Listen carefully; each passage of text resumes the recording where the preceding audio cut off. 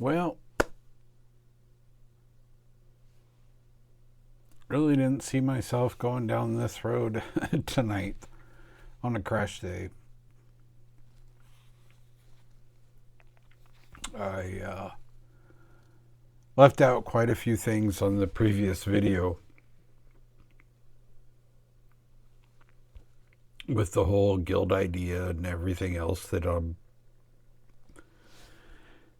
looking at ways of things that need to happen down the road for disabled, elderly, chronically ill people.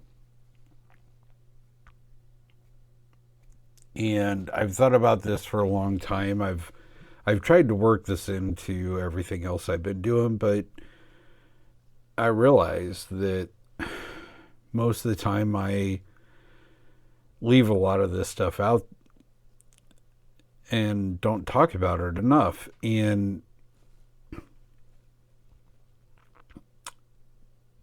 I got to thinking about the aspect of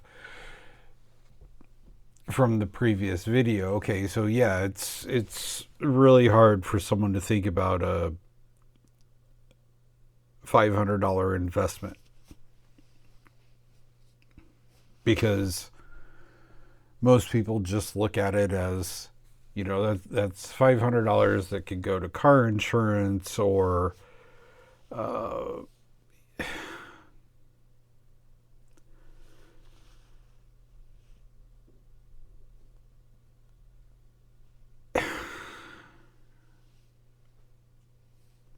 those are the things that hit me really hard. Looking at people that have no problem spending $7 on a cup of coffee or a $30 meal at a local restaurant. Something that would have maybe cost them $5 or $10 at home.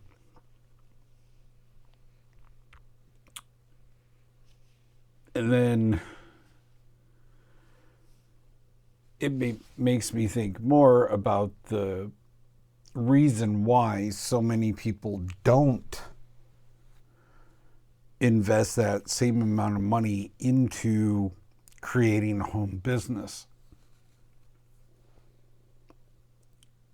So I guess this video is kind of a video for all those people that say that, oh, I don't have the money to invest or start a home business.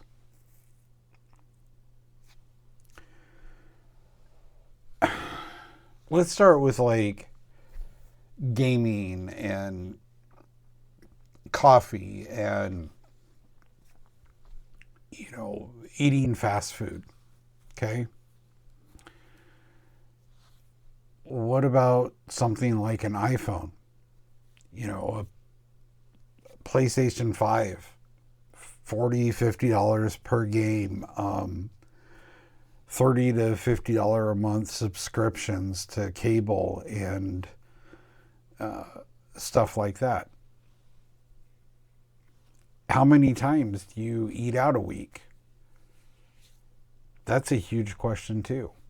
You know, what are you paying at McDonald's nowadays? $20, $30 for a double cheeseburger and fries and a soda? $30 at Taco John's for a 6-pack and a pound of potato Olays? Come on. That's...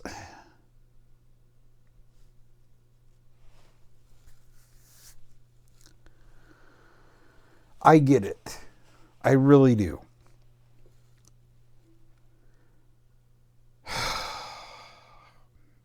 And it's hard for me to explain to people the long-term aspects of that. You got a lot of other people out there that are like, oh, if you just spent that money on gold and silver or stocks.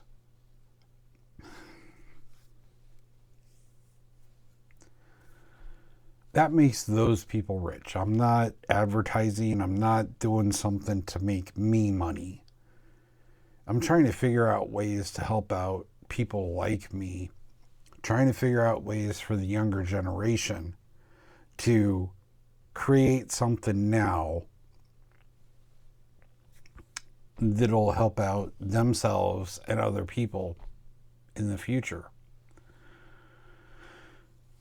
You know, I mean, let's like take the gluten-free products at grocery stores. $8 for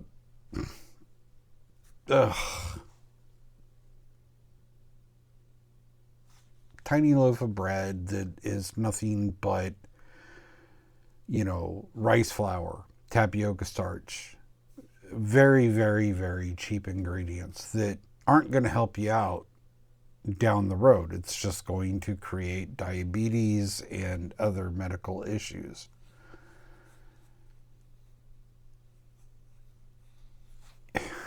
But, you know, again, that's oh, well, this is safe and this is easy. Well, go cook it yourself. Seriously, please, go.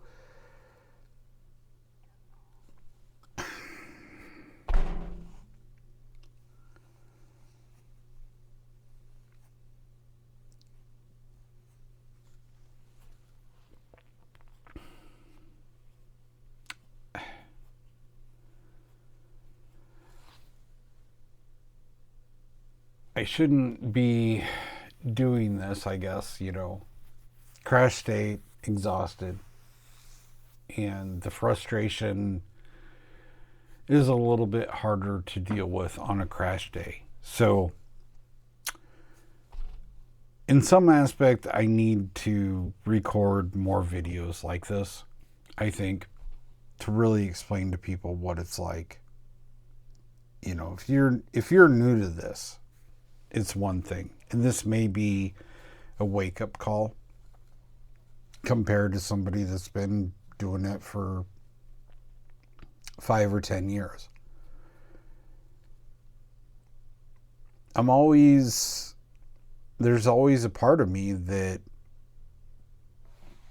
I don't want to, well, due to the censorship with that I've experienced over the years, being in support groups especially, that if I called out something like the simple fact that research shows that, you know, newly diagnosed celiacs often end up diabetic and overweight within 6 months because they go out and they buy all this junk food. You know, when I first found out I had celiacs, I thought, hey, this is awesome. I'm a good cook. I can start a gluten-free bakery. And then I realized what I was, you know, the poison that I was creating. And I had to shut it down. I couldn't do it. I couldn't sell stuff to people that was going to, you know, give them high triglycerides, liver failure, and diabetes, insulin resistance, and all that stuff. So this is a kind of not a hard video, just a video I need to do tonight to go back to the other guild aspect. And it might seem like it's a little off kilter, but it's a crash day and horrible brain fog. I just want to do something real and honest that in the last 6 years I've never seen anybody else do. So let's I don't know how to say this. Let's try to get back to the money aspect of this and how convenience plays into this, because I've said it before. I would give almost anything to be able to have a grain-free me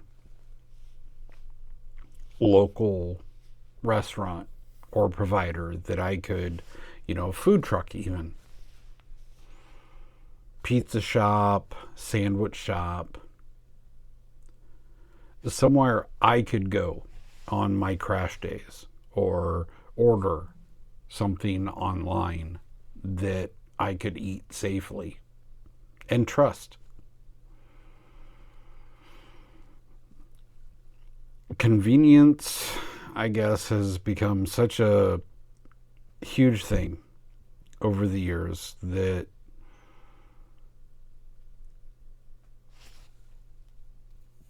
I've gotten away from. And it's hard to explain to people what that's like to have to cook for yourself every single day. It's been 6 years since I've had, I'm trying to think when the last time it was that, like, my dad, when he got diagnosed with colon cancer, my dad was one of those people that wanted to feed other people and take care of other people. And no matter how many times I explained it to him, my dad would always be like, can I buy you a Subway? Can I buy you get you something from McDonald's? He couldn't cook me something. He always had to buy it from somewhere else. And it broke my heart to tell him, no, Dad, I don't want McDonald's. I know that you like that. He wanted to eat Subway, and I told him I can't eat that. It's a huge part, in reality, of why I'm trying to do what I'm trying to do. Because with my dad's medical issues, he shouldn't have been eating any of that stuff. And it didn't matter how much I told him he shouldn't be eating that stuff. He was 84 years old, and that was the things that he liked. And he, at that point, he complained about all of his medical issues, but no matter how much I told him, don't eat that stuff, he still kept eating it.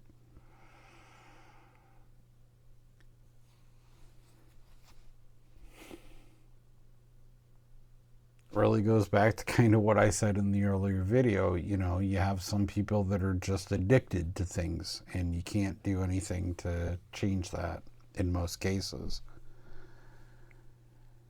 But the real question, the real stuff I wanted to talk about in this video is the amount of money that people spend on, well,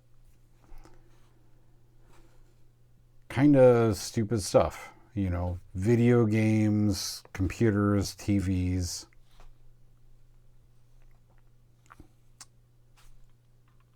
When they could be spending that same amount of money on growing food or building a food business, a home business.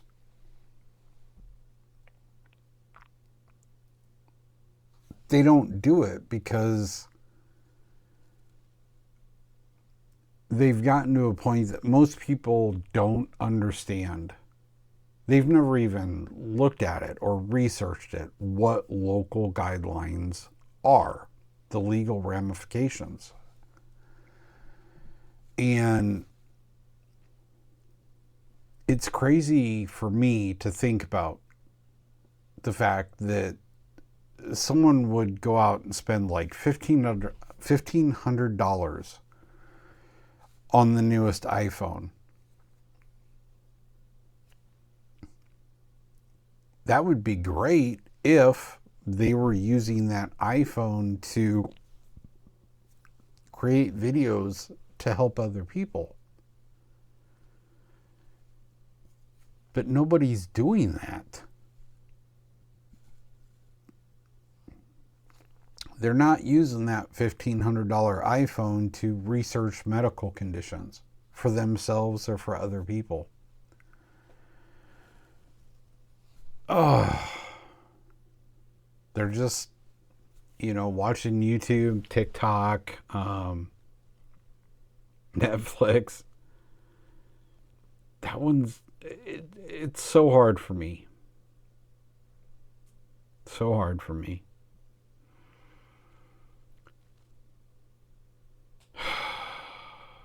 And I understand it. I really do. Because when I was younger, I thought about a lot of the same things, I can't do any of this because the apartment complex doesn't allow it, or the local health department doesn't allow it. But I've had 20 years of researching how to work around that stuff.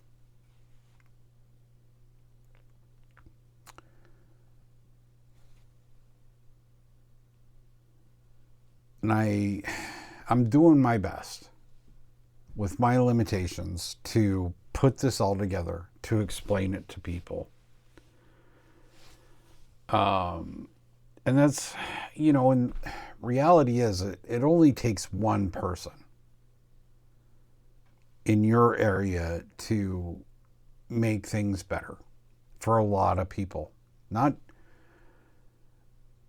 the main goal is making things better for you. One person, that's my main goal, because it only takes one person to help a lot of other people, but you have to find that point.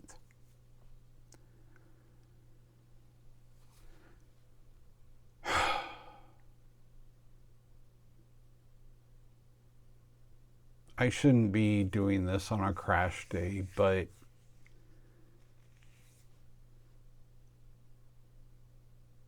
I'm hoping that by doing this on a crash day, it'll encourage other people going through rough times to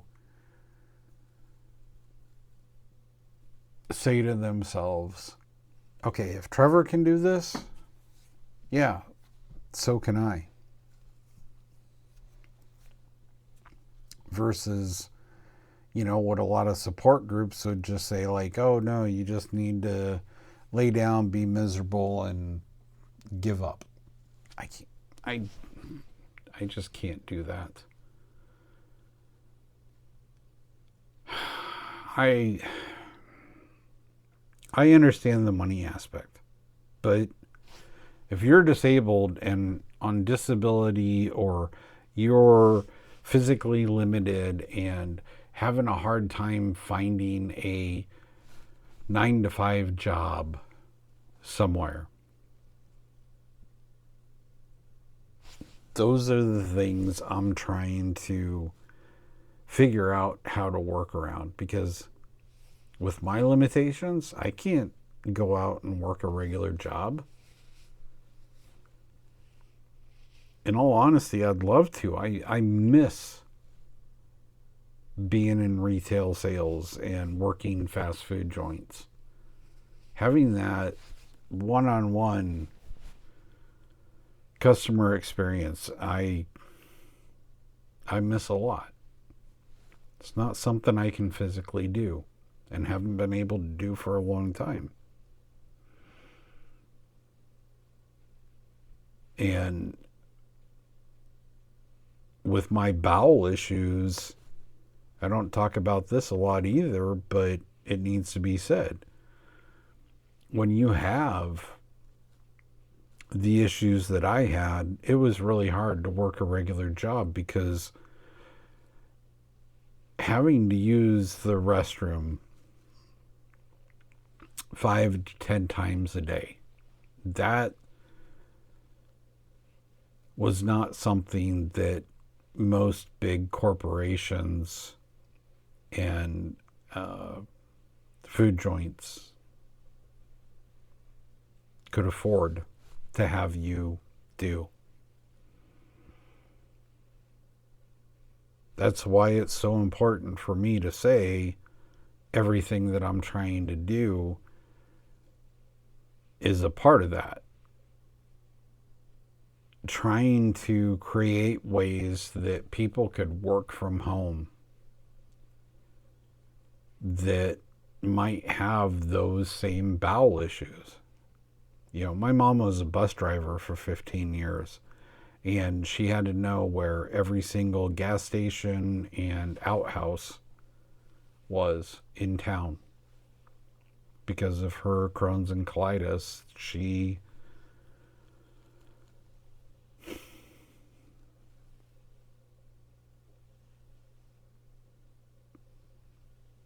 I remember the stories of her and my dad just wanting to go garage sale shopping, and they'd go out, and 15 minutes later, my mom would have to have dad drive her back home so she could use the restroom.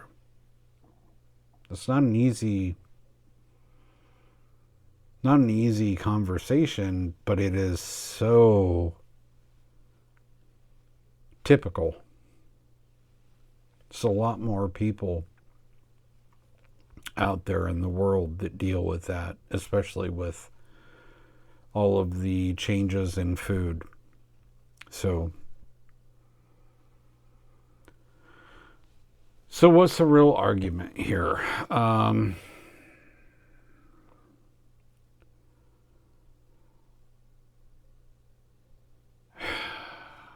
I guess the simple aspect is that most people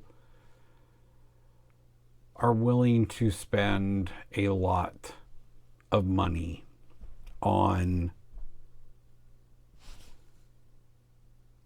creature comforts versus spending that same amount of money on building something that'll help themselves and other people.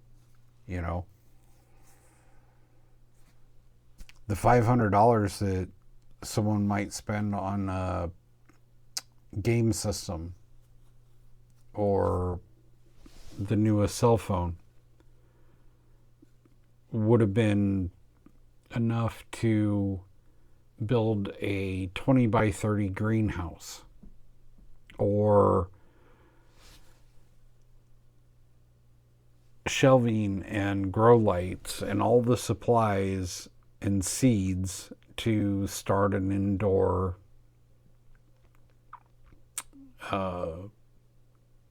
growing system. A dehydrator, a vacuum sealer,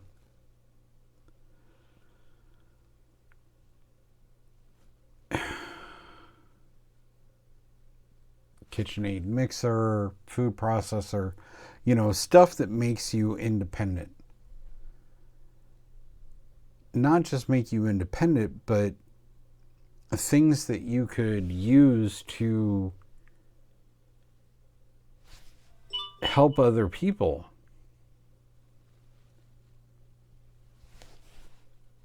It's so hard for me to explain that most of the time. It's not always about self-satisfaction. Sometimes the best way to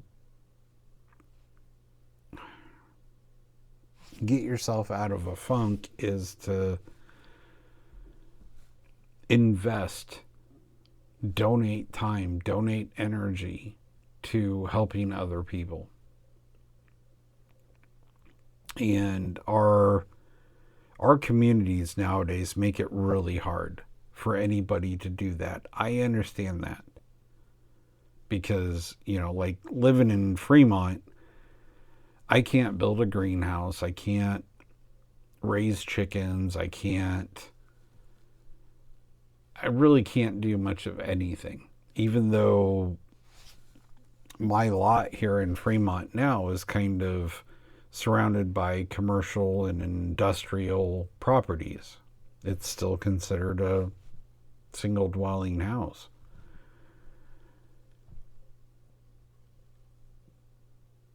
When I think about that, I think about people like Joel Salatin, that, he has done so much for regenerative farming, climate, making the natural habitat a better place, and then feeding people on the same time. And I remember at one point he had said something along the lines of, look, it's better to, after fighting with the city councils and local government, he kind of got to a point where, if I remember right, he said something along the lines of, look, when it comes to these kind of things, it's better to ask for forgiveness than ask for approval. Because you can take all this information into your city council meetings and the local government and local politicians and say, look, here's the hard truth. I could help the environment. I could help all these people. But they're going to say no because it goes against the people that paid to get them elected.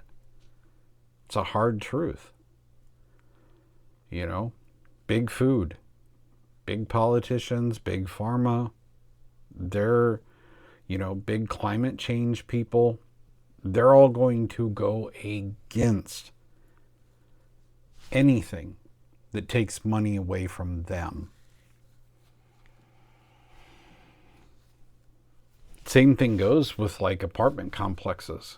Apartment complexes could be putting solar panels up on every single roof. They could be putting, chicken coops and grow beds out in the local areas. They could easily allow maybe a discount for people who were growing food. Couple of shelves. That's all it would take. Couple of shelves, couple of grow lights. People could be growing food in each and every apartment safely. Wouldn't do anything to damage the property. But they're not going to do that.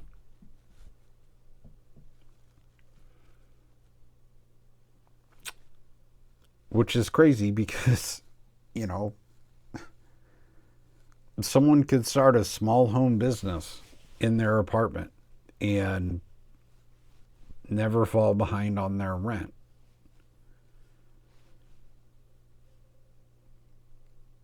They could, the apartment complexes could actually put that into the lease agreements.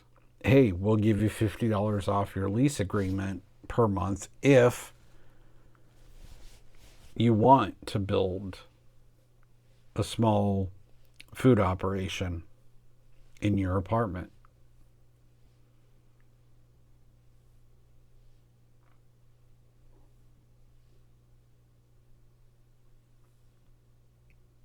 Little things.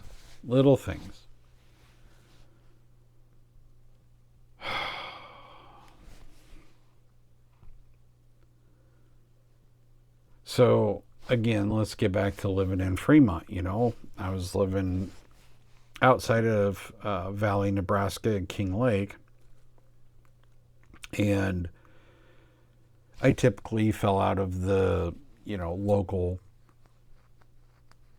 regulations compared to living in the city. I didn't live in Omaha. I didn't live in Valley. But I still fell under the Douglas County health inspector aspect. And I had a really good conversation emailing the head of the Douglas County Health Inspector Department. At first, I just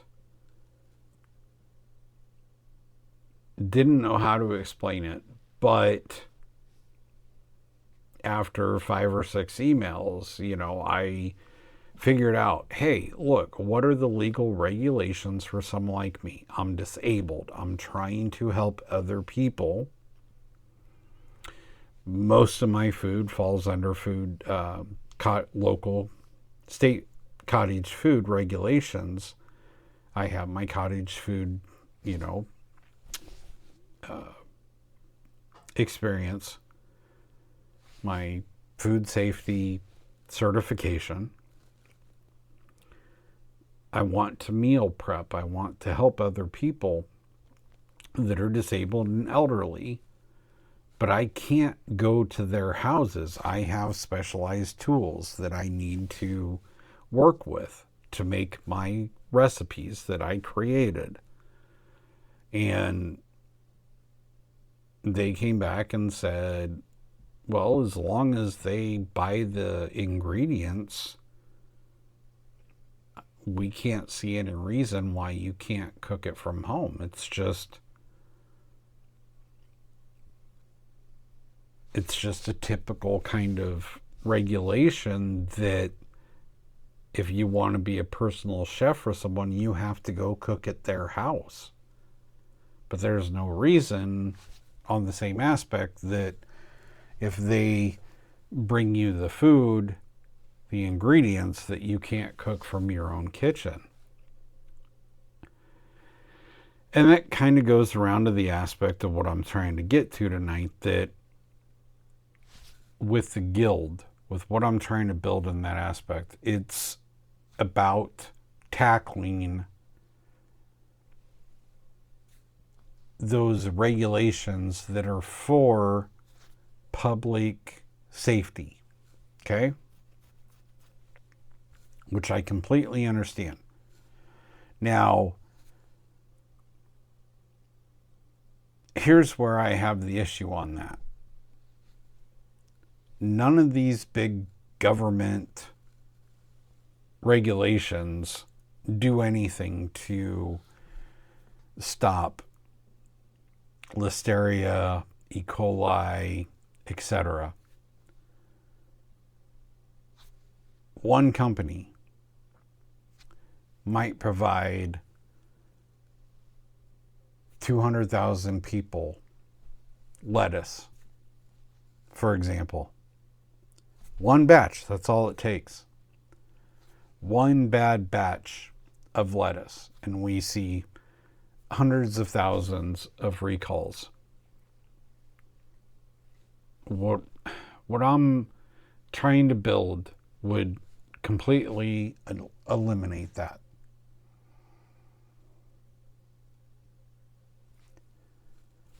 And that goes for like fast food restaurants and big chain stores. Applebee's, Taco John's. Here in Fremont, we had a huge hepatitis outbreak years ago that made so many people sick. But Taco John's is still in business. They shut down for a few years, but then people forgot that hepatitis outbreak, and they're back in, well, I don't know. I think they shut down again, honestly. But there's all the food chains. We see that because they get their ingredients from the same place instead of locally. There's always the money, and I really don't get it. Big corporation comes in, spends, $300,000 on opening a fast food chain, and then they shut down in 2 or 3 years. Can you imagine what people like us could do with $300,000? Holy crap. $500 to $1,000 per small home business across the United States. simple regulations, local service, locally sourced products. So if one person in Chicago had a bad batch from their local meat market or veggie vendor, it would only affect Chicago. Wouldn't affect the entire chain. But these big chains, it's going to affect every single aspect. And we're seeing it in real time over the last 5 to 6 years. These places are going out of business right and left because of the fact that they all buy from the same distributor. They buy the same food that the other fast food joints buy. Not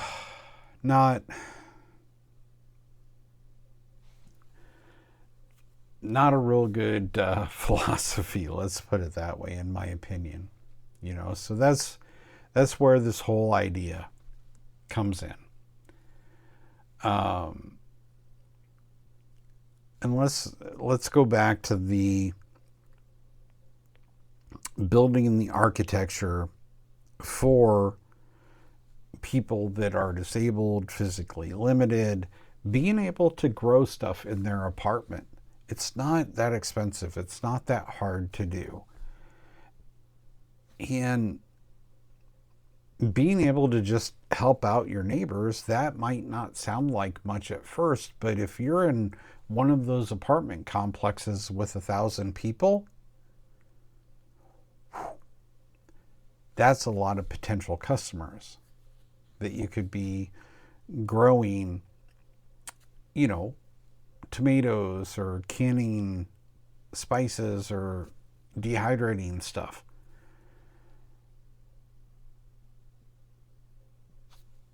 If you're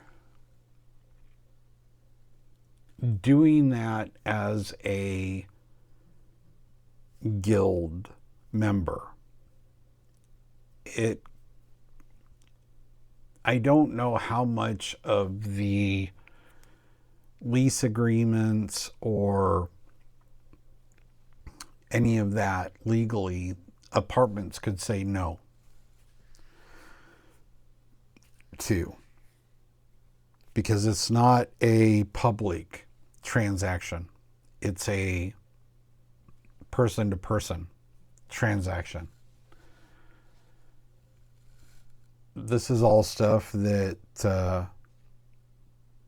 hopefully down the road, we can get some guild members in here that are lawyers and could help us out figure all this stuff. But the big thing is in my experience, if it's a person-to-person versus public, those are usually the things when I look at the legal statutes. A home business can't be a home business because of the fact that traffic is one of the biggest things. And, a typical house doesn't have a drive-through, so you can't technically do that kind of thing. Waste, you can't do oil changes in your driveway because, you might spill some of that oil. You can't have a fast food business in your apartment because there's a lot of waste that goes into that, trash and, fry oil, etc. These are those little things, that if you're not doing that kind of stuff, technically, legally speaking, from what I've read, most statutes don't fit into what I'm trying to build with the guild. This isn't a fast food business that just sells to anybody that comes and knocks on the door. This is it's not even a membership. It's local people working together, like a Sunday church brunch. There's no public transaction, which is really important. Maybe I'm wrong, but again, this is what my research has shown me. So another thing I need to talk about here real quick is I am kind of angry, and I don't usually talk about being upset and angry. But food independence is really important for someone like me.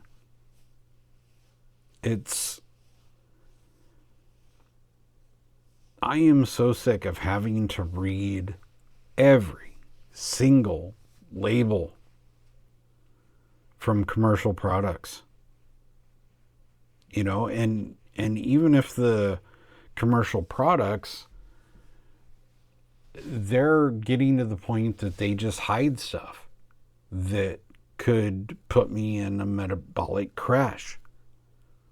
I'm sick of it. It's hard for me to explain how sick of it I am. I ordered wasabi powder the other day, and I was so stupid because I thought, I was tired. I wanted to work on some Asian recipes and, wasabi powder. I figured, it's going to be like horseradish powder and maybe some garlic and some food coloring. Well, second ingredient was cornstarch. So I just wasted $26 on cornstarch.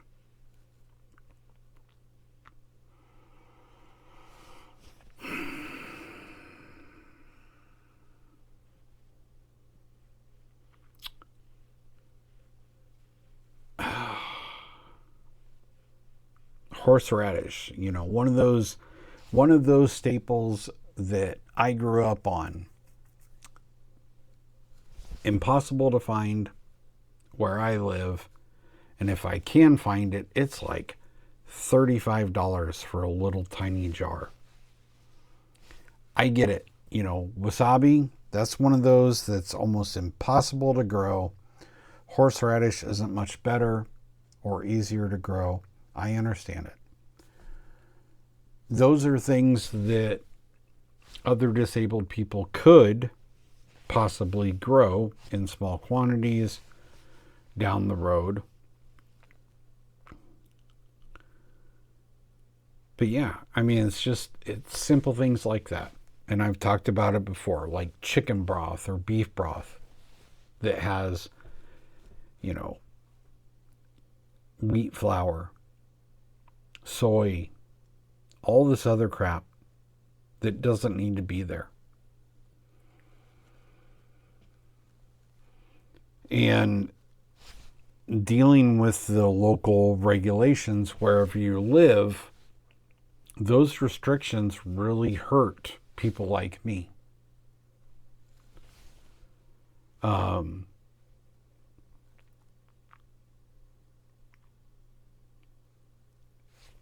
And maybe it's easier to say, what if it was your kid?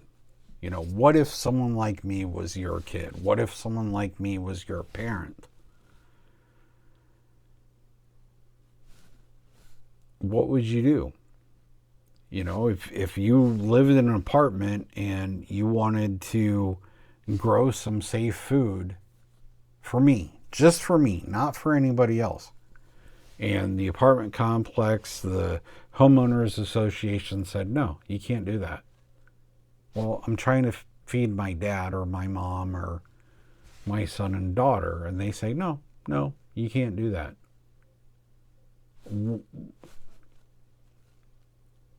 And you go in and appeal the situation and say, look, I have this family member that needs this food that I can grow and help them with. No, you can't do that. Well, I can't get this safe food anywhere else locally. I can't afford to buy it and have it shipped in from across the country. Sorry, tough shit.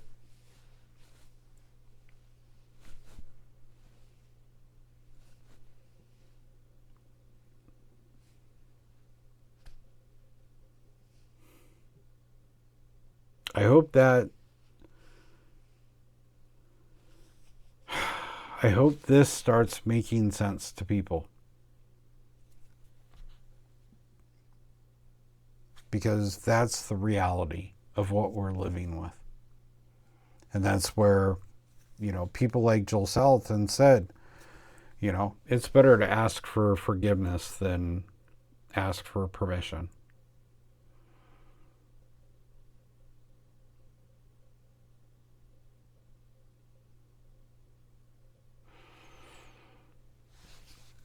And that kind of moves on to like the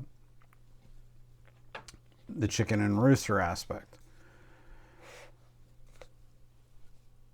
When I lived outside of city limits, I was, raising chickens and rabbits.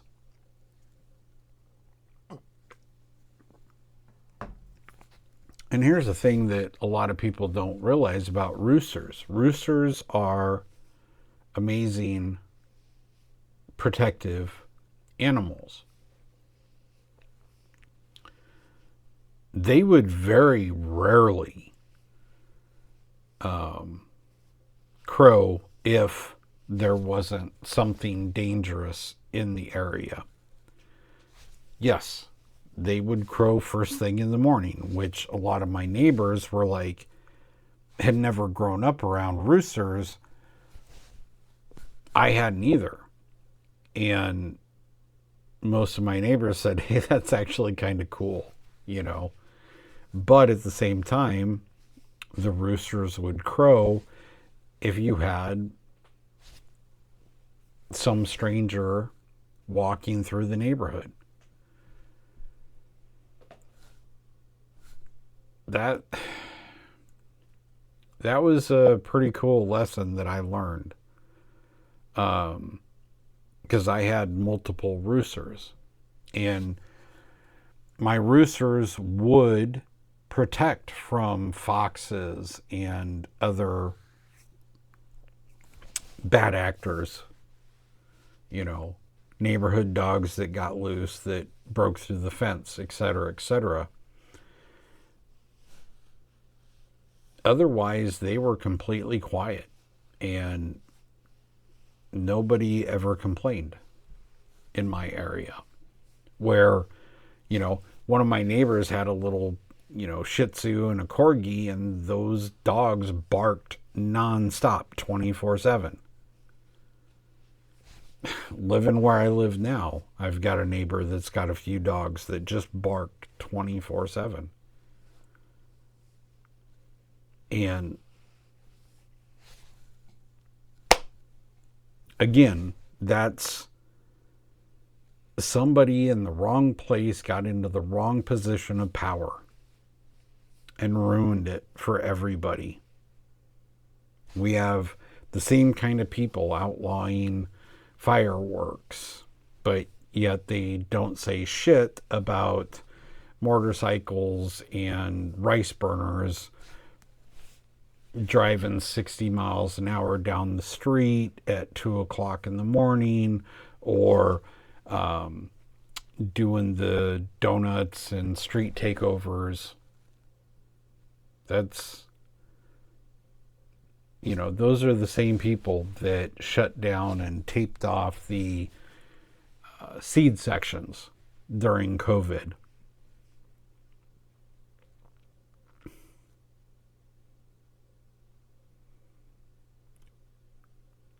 We don't have to follow, Those people can try to regulate things. But legally, in my experience and my research, they really don't have any authority. And people like us, need to start changing that. You know, that's the line between reasonable regulation and regulatory capture, dressed up as community standards, which is complete and total crap. But, you know, people don't go and research this stuff. They just take it as, well, this person said this, and so I need to follow the law. Well,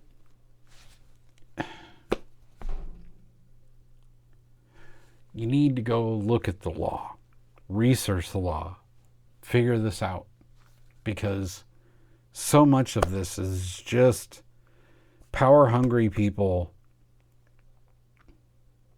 that are paid by big corporations to, and just selfish. You know, why would, think about it, why would someone in a homeowners association say, well, you can't raise chickens? Well, probably because they're a vegetarian and or a vegan, and they think raising backyard chickens or growing your own garden is going to bring down their local property value.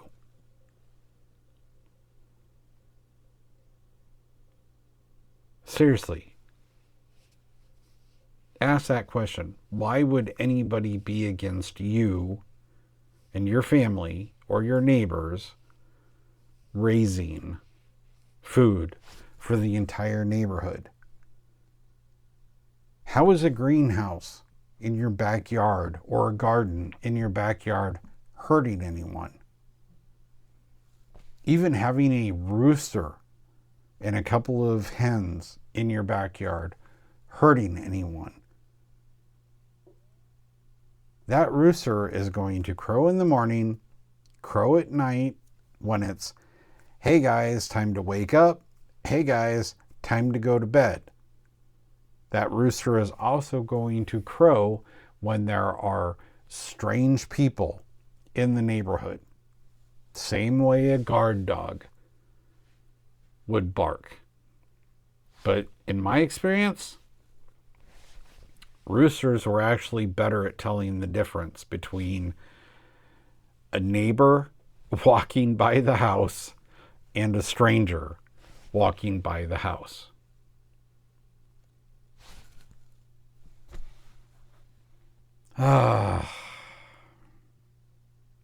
So, getting back to kind of the basis of all this, it's the whole point of the guild.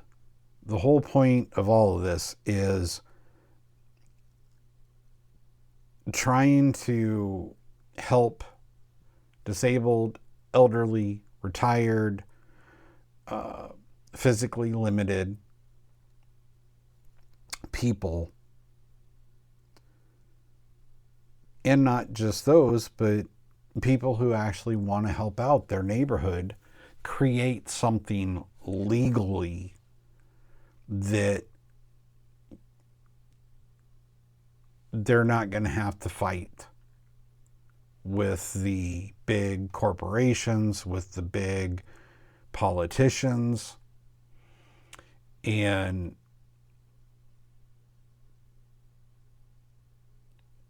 it really boils down to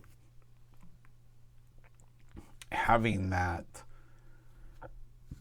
membership, personal transaction versus public transaction. And I hope that that helps other people, because I honestly don't know what's going to happen in 5 or 10 years. What I see coming, it's not good for people my age and younger. I don't want to get to that point where all I can buy is grocery store stuff. if that's going to be the case, they might as well just, give me a blindfold and a cigarette and then push me out into the street on a busy highway or a train track. Because I need that. I need that. And a lot of people do. A lot of people need that clean food option, which it just opens so many doors for backyard gardens and maybe a local meat market that they could advertise, hey,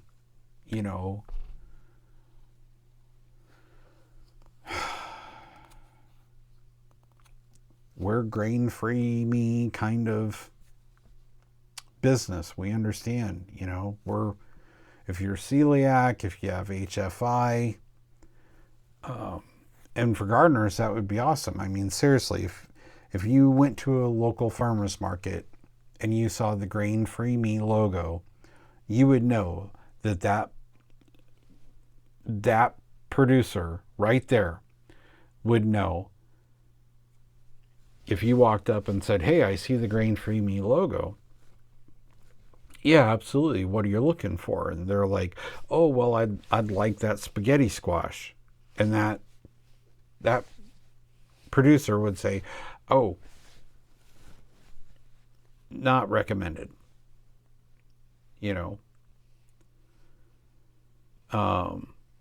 But, we have this stuff over here that you could possibly be safe for you. I know it's a huge undertaking. It's utopian. It's crazy.